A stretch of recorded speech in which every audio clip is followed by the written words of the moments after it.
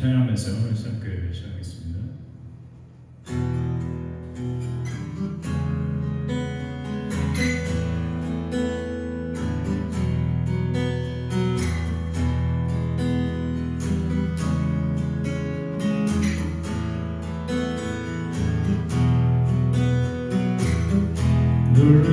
놀라우신 주의 은혜 주의 사랑 흘러오네 십자가에 달리신 그 손잡아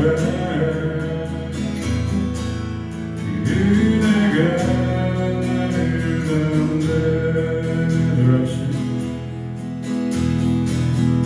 놀라우신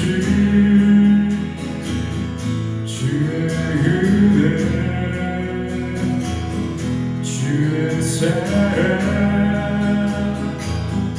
흘러오네 십자가에 달리신 그 손잡아 그 은혜가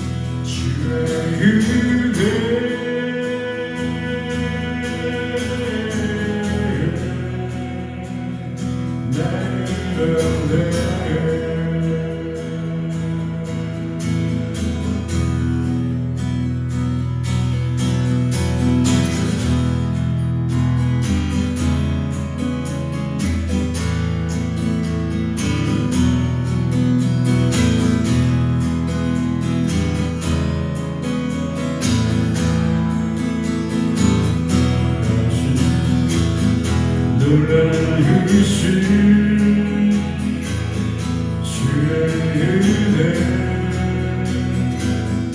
주의 사랑 흘러오네 십자가에 달리신 그 손잡아 은혜가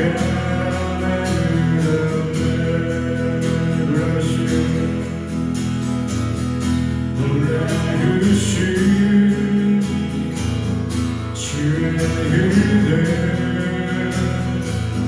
주의 사랑 흘러오네 십자가에 달리신 그 손잡아 그 은혜가 달리신 그 손잡아 그 은혜가 나를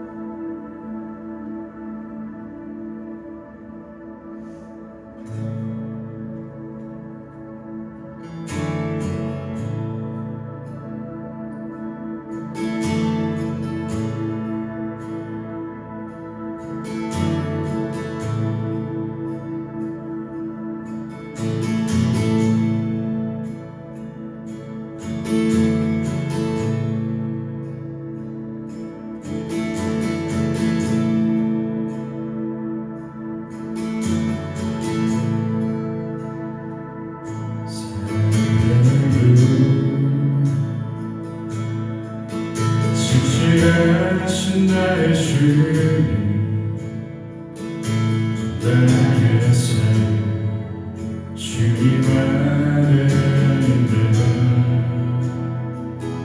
눈을 뜨는 아침부터 잠들기까지 벗어날 수 주를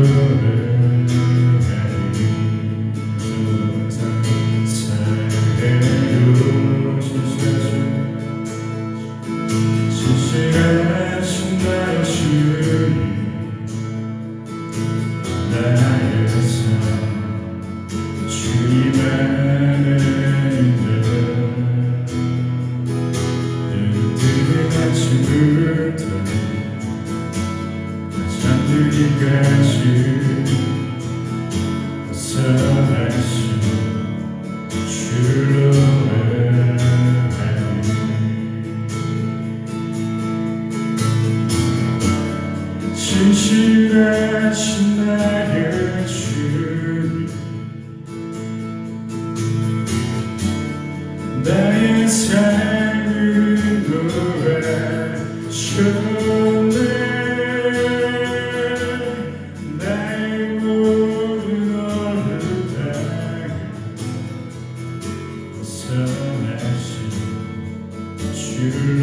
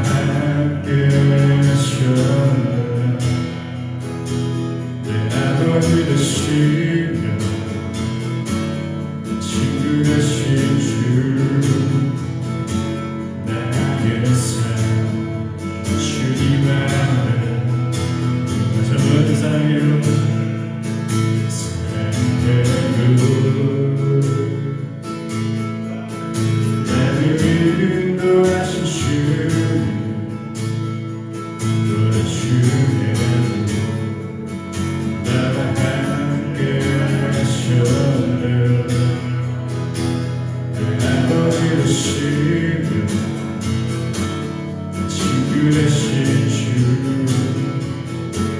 나의 삶 주님만은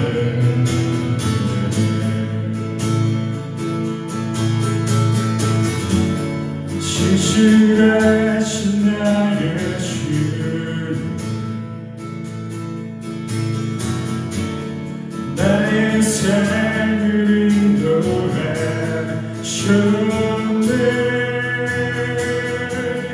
나의 모든 오르다 벗어나신 주를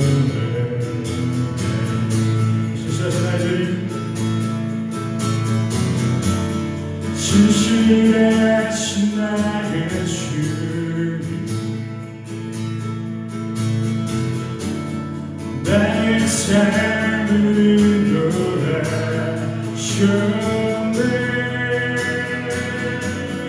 나의 모든 오르다 벗어나신 주를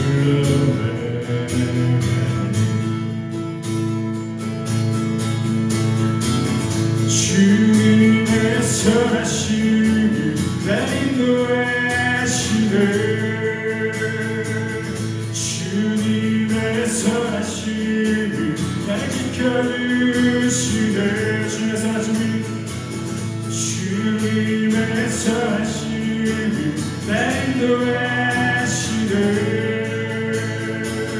주님의 선하심을 날 지켜주시네 나의 모든 삶 주님께 드리네 주님의 선하심을 날 인도하시네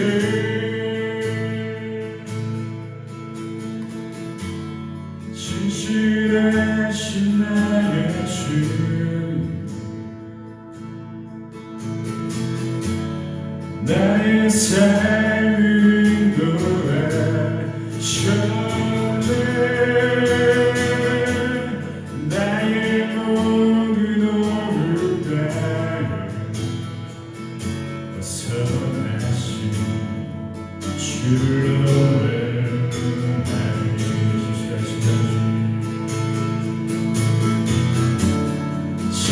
신실하신 나의 주님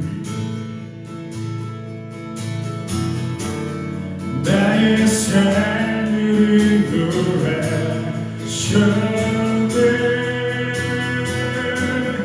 나의 모든 오르다 벗어나신 주로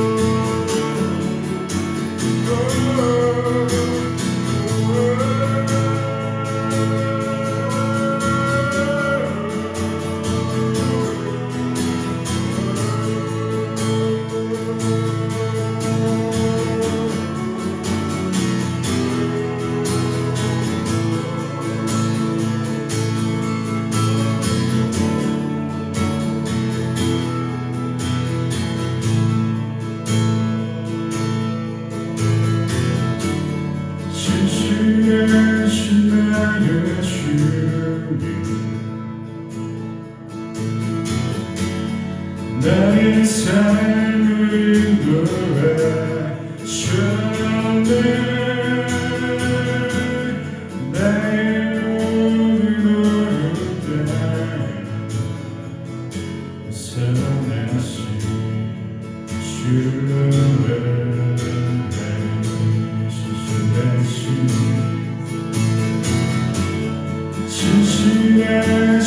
나의 주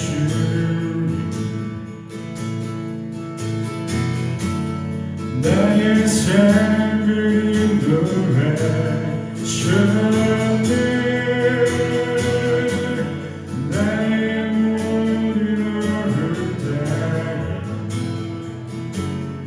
선하신 주를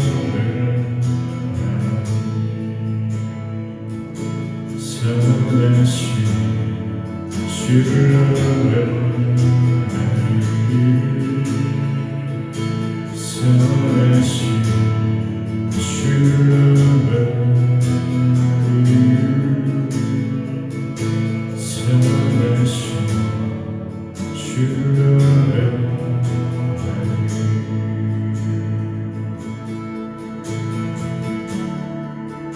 우리 말씀을 또 기대하고 소망하는 마음으로 말씀 기도하겠습니다.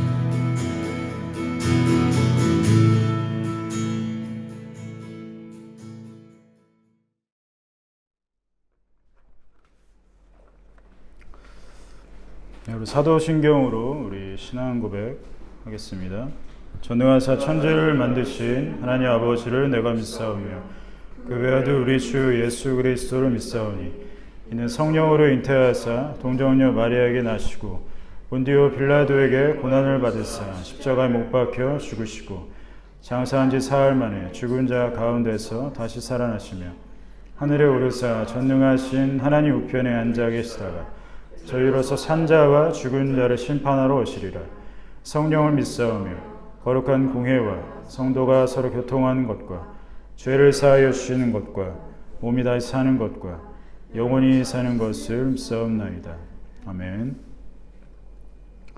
함께 보실 말씀 시편 104편 27절에서 35절 말씀입니다.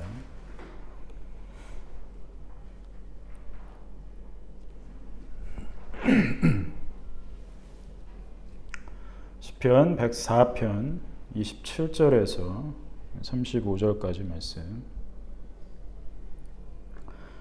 우리 한 절씩 교독하겠습니다. 이것들은 다 주께서 때를 따라 먹을 것을 주시기를 바라나이다. 주께서 주신즉 그들이 받으며 주께서 손을 펴신즉 그들이 좋은 것으로 만족하리라.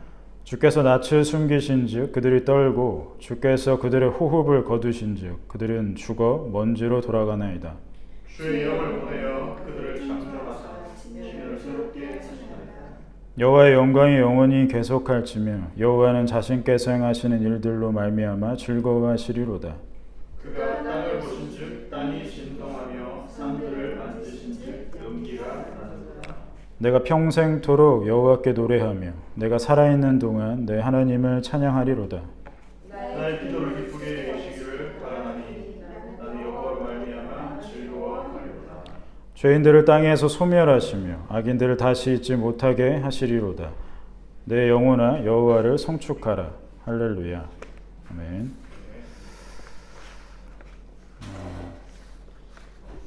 우리 확실히 알 수 없거나 또 믿지 못해서 이상하게 여기는 것을 우리가 의심이라고 하죠.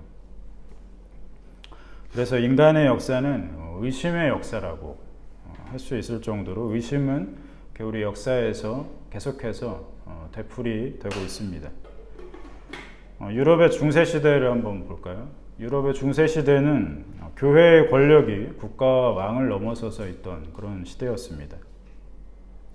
그러니까 사람들이 이제 교회가 무서워서라도 그 권력이 하늘을 찌르니까 결코 하나님을 부인하지 못했던 그런 시대였습니다. 그래서 그 당시 사람들은 하나님이 계시지 않을 거라는 그런 의심조차 하지 않은 채 평생을 그렇게 사는 사람들이 대부분이었어요. 자, 그러던 그런 유럽 세계에 아주 큰 변화의 바람이 불게 됩니다. 그게 바로 계몽주의입니다. 계몽주의라는 것은 구시대적인 생각들을 흔들어 깨워야 한다, 이렇게 주장하는 거죠. 그래서 혁신가들이 그런 계몽주의를 외치면서 운동을 펼쳤습니다. 무려 16세기에서 18세기까지 아주 긴 시대를 거쳐서 펼쳐진 아주 영향력 있는 그런 운동이었어요. 그래서 계몽주의 때문에 이런 철옹성 같았던, 결코 무너질 것 같지 않았던 이런 교회의 막강한 권력이 무너지게 됐다고 해도 과언이 아닐 겁니다. 자, 이 계몽주의가 활발해지면서 유럽 세계에는 이제 다양한 철학적 연구가 시작돼요. 그 전까지는 이제 하나님을 아는 그 신학 체계 안에서만 이루어졌었다면 이제 다양한 시도들이 이제 연구들이 있게 된 거죠. 그래서 인간의 이성이 중심이 되면서 오랜 중세 시대를 지배했던 이 하나님 중심 사고의 변화가 일어나게 된 겁니다.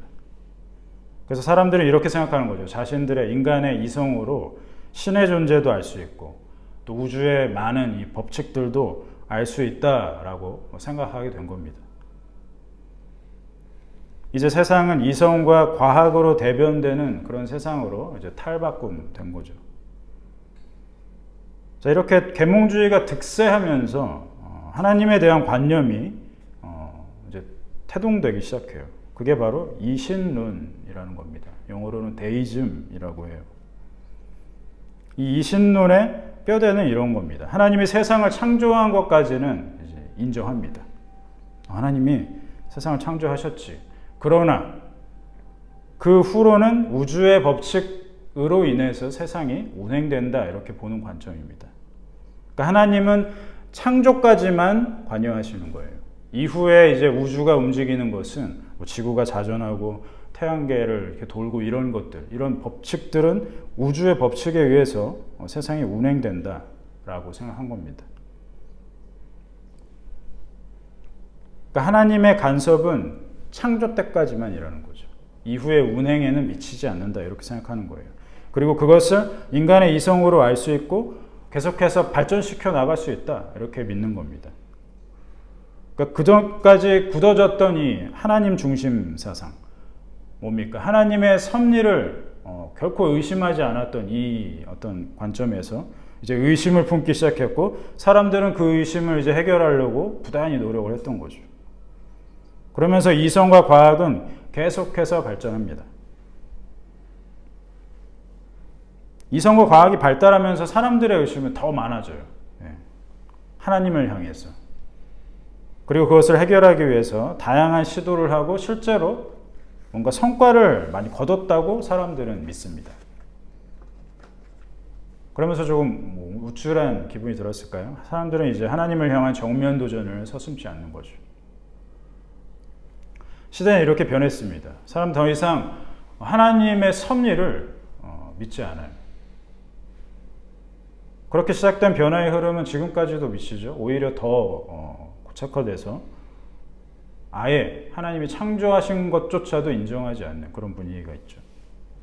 자, 이런 현실에서 오늘 본문, 특히 시편 104편 말씀은 우리가 어떤 생각을 가져야 하는지, 또 어떤 믿음을 가지고 살아야 하는지를 잘 말씀해 주고 있습니다. 104편 전반적으로 살펴보면요, 이런 거죠. 하나님께서 창조하신 자연 만물이 등장합니다. 그리고 하나님께서 그것들을 어떻게 운행하시는지 잘 묘사하고 있어요. 지난주 말씀에서도 이제 중력에 관해서 말씀하셨잖아요. 잠깐 언급하셨는데, 그러니까 하나님께서는 창조만 하시고 내버려 두시는 분이 아니죠. 하나님께서는 자신의 뜻대로 만물을 지으셨고 그것을 자신의 뜻대로 움직이시는 분, 운행하시는 분이십니다. 그러니까 하나님께서 만물을 운행하시는 방법에 바로 과학자들이 발견하는 이런 다양한 우주의 법칙들이 들어있는 거죠. 그러니까 과학자들이 발견하는 다양한 법칙들은 발견되는 것이지 사람들이 새롭게 창조해내는, 어떤 발명하는 그런 것들이 아니죠. 자, 하나님께서 땅과 하늘을 붙드시는 그 안에 있는 방법이 뭡니까? 대표적으로 중력인 거죠. 그래서 우리는 중력에 대해서 바른 이해는 이런 겁니다. 중력이 있기 때문에 땅과 하늘이 붙들려 있다라고 생각하는 것이 아니라 하나님께서 땅과 하늘을 붙드시는 것이고 그것들을 움직이게 하는 하나님께서 정하신 법칙 중에 하나가 중력이다. 이렇게 이해해야 되는 것이죠. 이렇게 이해해야만 하나님의 섭리에 대한 우리의 바른 신앙 고백이 형성이 되는 겁니다. 사람들은 설명하죠. 단순히 어떤 법칙이 있어서 이런 현상들이 나타난다라고 믿잖아요. 그 안에 하나님은 없죠. 그래서 이 두 가지 관점은 아주 상반된 관점이라는 거죠. 특히나 과거에 계몽주의 시대 때 이신론을 주장했던 사람들은 하나님이 창조하셨다는 건 인정하잖아요. 그러나 지금은 어떻습니까? 더 나아가서 아예 창조하신 것조차도 믿지 않죠. 우리 오늘 본문 27절에서 30절까지 한번 읽어보겠습니다. 우리 한 목소리로 시편 104편 27절에서 30절까지 시작. 이것들은 다 주께서 때를 따라 먹을 것을 주시기를 바라나이다.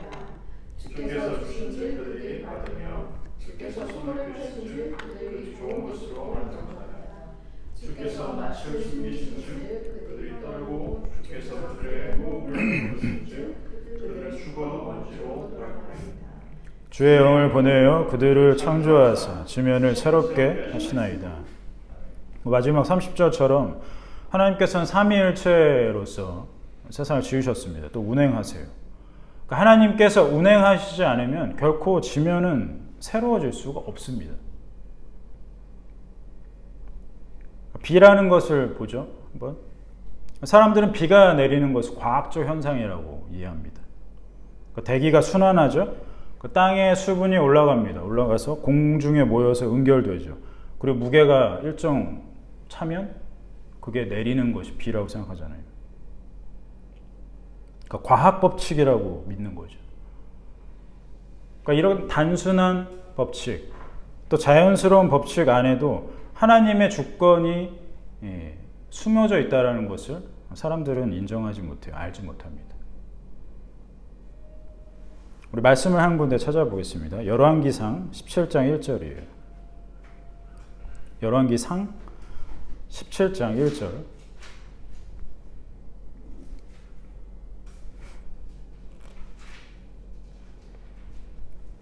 한 목소리로 읽어보겠습니다. 열왕기상 17장 1절 시작. 길르앗에 우거하는 자 중에 디셉 사람 엘리야가 아합에게 말하되 내가 섬기는 이스라엘의 하나님 여호와께서 살아계심을 두고 맹세하노니 내 말이 없으면 수년 동안 비도 이슬도 있지 아니하리라 하니라. 아멘.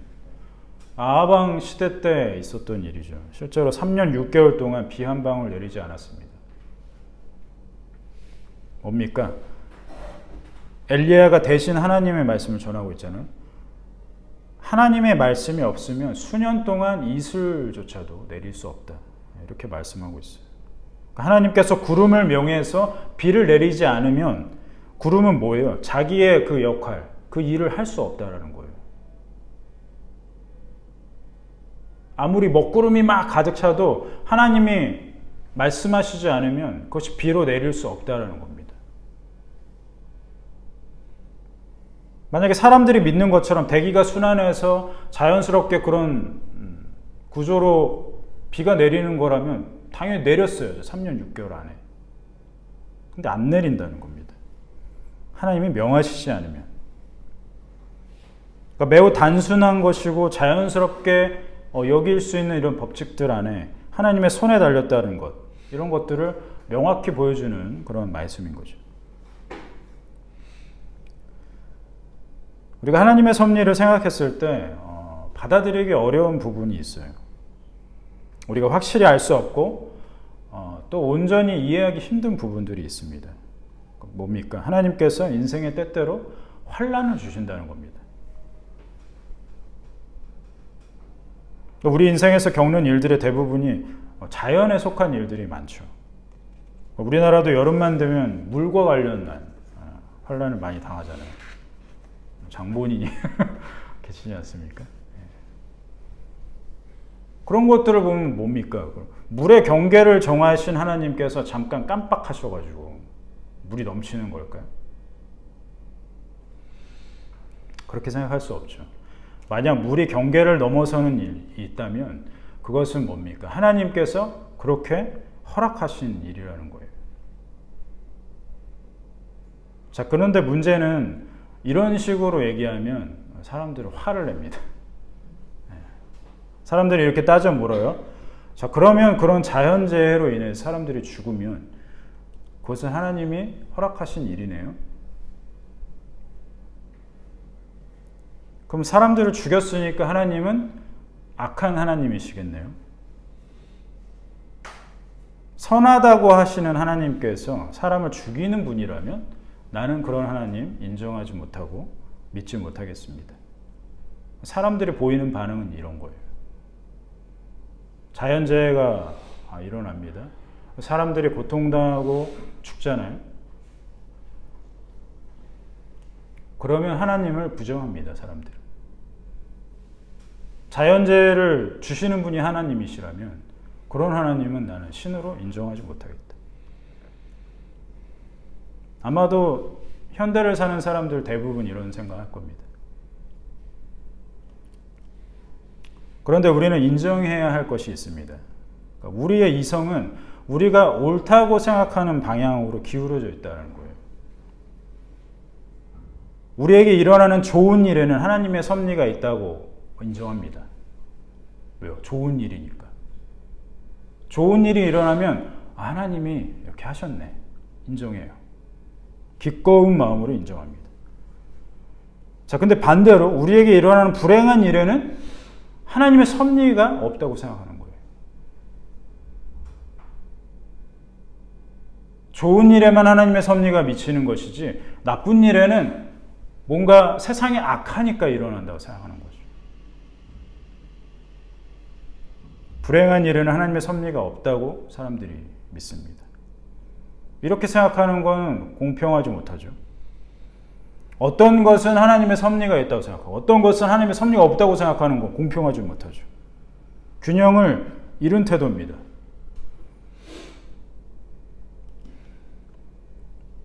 또한 하나님의 섭리를 이해할 때 우리가 좀 분명히 해야 될 개념이 있어요.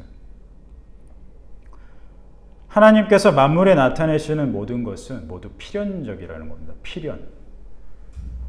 반드시 일어나는 일들이라는 거예요. 그러니까 우연히 일어나는 일은 없다라는 거죠. 우리가 하나님의 속성을 말할 때 하나님은 신실하신 분이셔라고 표현하죠. 신실하다. 신실하다는 것은 뭡니까? 하나님께서 뜻하신 것이 반드시 이루어진다는 표현이에요. 그 안에는 그런 의미가 포함되어 있습니다. 그래서 거짓이 없고 온전히 정직해서 그것이 다 드러난다는 것이죠. 그래서 신실하다는 표현은 사람한테 쓸 수 없어요. 사람 거짓이 많죠. 뜻해도 이루지 못할 때가 많죠. 그러나 하나님은 그렇지 않다는 거죠. 하나님은 뜻하시면 그것을 반드시 이루시는 분이라는 겁니다. 그래서 신실하다고 표현할 수 있는 거예요. 그리고 그 뜻은 다 선하십니다. 만물을 향한 하나님의 뜻이 있기 때문에 우리는 어떤 것도 우연이라고 생각할 수 없는 거예요. 우연에 하나님의 섭리를 담을 수가 없습니다. 만약에 우연에 담는다면 어떤 일이 벌어지는 거예요? 하나님의 뜻이 미치지 않는 영역이 있다고 인정하는 꼴이 되는 거예요. 그건 모순이죠. 왜요? 하나님이 다 지으셨고 하나님이 운행하시는데 어떤 것은 우연히 일어난다? 있을 수 없는 일이에요. 하나님이 만물을 지으셨습니다. 하나님이 만물을 운행하십니다라고 고백하면서 그런 하나님의 섭리를 믿는다고 하면서 어떤 일은 때로는 우연히 일어나지 않아요? 이렇게 얘기할 수 없다는 거예요. 앞뒤가 맞지 않는다는 겁니다. 자, 고대 철학자들은 하나님을 믿지 않았습니다. 그래서 이렇게 생각한 거예요. 만물의 운행이 필연적으로 일어나지만 그 안에 우연이 있다. 궤변이죠. 스토아 철학자들이 그렇게 믿었습니다. 우주 만물에는 이 로고스라는 게 있다라는 거예요. 이성. 그래서 모든 일이 필연적으로 일어나는데 그렇지만 또 우연히 일어나는 일이 있다고 얘기합니다. 왜 그렇게밖에 이해할 수 없을까요? 하나님의 존재를 인정하지 않기 때문에. 모든 일은 필연적이지만 우연히 일어난다라고까지만 설명할 수밖에 없는 거예요. 그러니까 우연이라는 것을 남겨두는 거죠. 지금도 별반 다르지 않습니다. 사람들은 우연의 존재를 부정하지 못해요. 그러니까 어떻게 삽니까? 이 우연의 확률을 조금이라도 높이는 쪽으로 살아가는 거예요. 우연의 확률을 좀 더 높이는 그런 장치를 마련하면서 살아갑니다. 뭐가 있을까요? 미신이라고 치부하면서 무시하지만 때때로 무속의 힘을 빌리잖아요. 점 보러 간다든가 타로점을 본다든가. 또 이 우연의 확률, 자신의 인생에서 이 우연의 확률을 높이기 위해서 부단히 노력합니다. 스펙을 막 쌓아요. 그래서 행운이라는 이 우연의 확률을 높이려고 부단히 애를 씁니다. 그러니까 운이 좋게 자신의 인생이 풀리기를 바라는 거예요. 또 뭐가 있을까요? 어떤 사람들은 심지어 다양한 종교를 가져요. 부처도 믿고 예수도 믿고 알라도 믿으면 더 많은 신이 자기와 함께 하잖아요. 그러니까 어떻게 합니까? 우연의 확률이 높아지겠죠. 그렇게 믿는 사람들은. 왜? 이 신도 믿고 저 신도 믿고 어려울 때마다 다양한 신들을 찾으니까. 합리적으로 보입니까? 고대 그리스 사람들 또 로마 사람들도 그렇게 살았어요. 다신, 다양한 신을 자기가 선택해서 섬기면서 자신의 인생에 이런 행운이 깃들기를 원했던 거죠. 특히 로마 시대의 어떤 그런 역사 드라마 같은 걸 보면은 아침에 이제 일을 하러 나갈 때 뭐 이렇게 동전을 신 앞에서 던져요. 그래서 원하는 면이 나오면 오늘 행운이 있겠네. 뭐 이런 식으로 생각한다는 거예요. 사람들은 자신의 인생을 뭐에 맡긴 채 살아가는 겁니까? 이 우연에 맡기는 거죠. 행운이라고 부르는. 그래서 칼빈이 이렇게 얘기합니다. 그러므로 섭리에 대한 무지가 모든 것들 가운데 최고의 비참합니다. 그리고 섭리를 아는 것은 최상의 복이다. 이렇게 얘기했습니다. 그러니까 섭리를 알지 못하는 것이 인생에서 가장 최고로 비참한 것이다. 반대로 섭리를 아는 것이 인생의 최상의 복이다라고 말했어요. 우리의 인생을 우연에 맡긴 채 살아간다면 늘 불안에 떨 수밖에 없습니다. 전전긍긍할 수밖에 없죠. 불안을 해소하기 위해서 막 여러 가지 시도를 한다는 거예요. 앞에서 말씀드린. 그러나 온전히 해소될 수가 없죠. 그럼에도 불구하고 알면서도 지푸라기 잡는 심정으로 계속 그 불안을 떨쳐버리기 위해서, 그것도 자신의 인생의 행운을 잡기 위해서 노력한다는 겁니다. 그러나 하나님의 섭리에 대한 지식이 없다면 그 인생은 비참할 수밖에 없다는 겁니다. 하나님께서 정하신 법칙을 누리면서 사는 인생이야말로 행복한 인생이에요. 성경에 그런 인생을 잘 보여주는 인물이 욥입니다. 욥기는 하나님의 섭리가 어떤 것인지 잘 보여주는 성경이에요. 욥기 1장은 욥기 전체를 아우르는 그런 장입니다. 욥이 그래서 고백하죠. 주신 분도 하나님이시고 가져가시는 분도 하나님이시니 자기는 그런 하나님을 찬양하고 예배하겠다고 고백합니다. 오늘 본문 말씀과도 상통하는 고백이죠. 오늘 본문의 마지막 부분에 이런 고백이 있지 않습니까? 우리 33절 함께 읽어볼게요. 33절 시작. 내가 평생토록 여호와께 노래하며 내가 살아있는 동안 내 하나님을 찬양하리로다. 아멘. 하나님의 창조가 이렇고 하나님의 섭리가 이런데 나는 그 하나님을 찬양하겠습니다. 이렇게 마무리하고 있어요. 인생을 우연에 맡기지 않고 하나님의 섭리에 맡기는 사람은 하나님을 찬양하고 하나님을 예배하게 됩니다. 하나님의 섭리를 아는 사람은 그 인생의 평생이 하나님께 달려있다고 고백할 수 있어요. 그리고 인생의 작은 순간도 하나님께 속해 있다고 고백합니다. 내 인생을 돌아보니까 하나님께서 인도하지 않은 순간이 한순간도 없습니다. 라고 자신 있게 고백하는 거죠. 지구가 자전하는 속도가 시속 1670km라고 합니다. 상상이 되십니까? 지금 지구상에서 제일 빠른 뭐 비행기. 비행기는 몇 킬로인지 모르겠어요. 제가 찾아본 건 기차인데 300 몇 킬로죠. KTX. 그 자동차는 뭐 한 150 밟으면 정상적인 일반적인 차. 근데 자전하는 속도가 시속 1670km면 어마어마한 속도로 지금 회전을 하고 있는 거잖아요. 그러나 우리는 느낄 수 없습니다.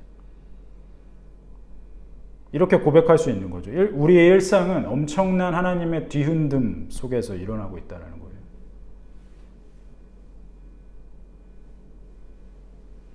때로는 그것이 눈에 띄지 않을 뿐이죠. 그리고 하나님께서는 정하신 그 법칙대로 이 세상을 붙들고 계시다는 겁니다.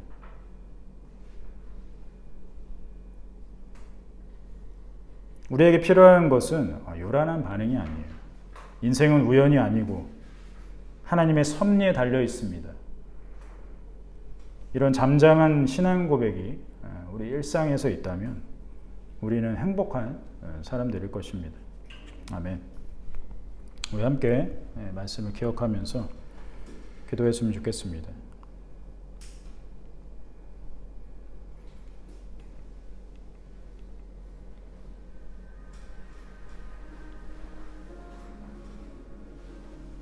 사람들은 태초 이후로부터 타락했기 때문에 하나님의 존재, 하나님의 하신 일, 또 하나님의 섭리 알지 못합니다. 가장 비참한 상태에 있는 것이 우리의 인생이었습니다. 그러나 예수 그리스도로 인해서 회복된 하나님의 형상을 알게 된 사람들은 하나님의 존재, 하나님의 섭리를 충분히 알게 되고 충분히 누리면서 살아갈 수 있습니다. 그것이 우리 인생에 베푸신 은혜죠. 그래서 욥처럼 또 오늘 시편을 지은 사람처럼 내 평생에 하나님을 찬양합니다. 내 평생에 하나님을 예배합니다라고 고백하는 것입니다. 우리의 인생에도 예수 그리스도의 그 은혜와 사랑을 맛봤다면 마땅히 하나님을 찬양하고 하나님께 우리 모든 것을 돌리고 하나님을 예배할 될 줄 믿습니다. 그 행복 가운데 우리가 살아간다면 때로는 우리에게 환난이 다가오고 그런 어려움 가운데 우리가 신음할 때라도 우리가 하나님의 섭리를 묵상하고 잠잠히 하나님의 때를 기다리는 그런 여유가 우리 인생 가운데 펼쳐질 줄 믿습니다. 이 시간 잠잠히 하나님을 묵상하면서 하나님의 섭리를 또 곱씹으면서 같이 기도하기 원합니다.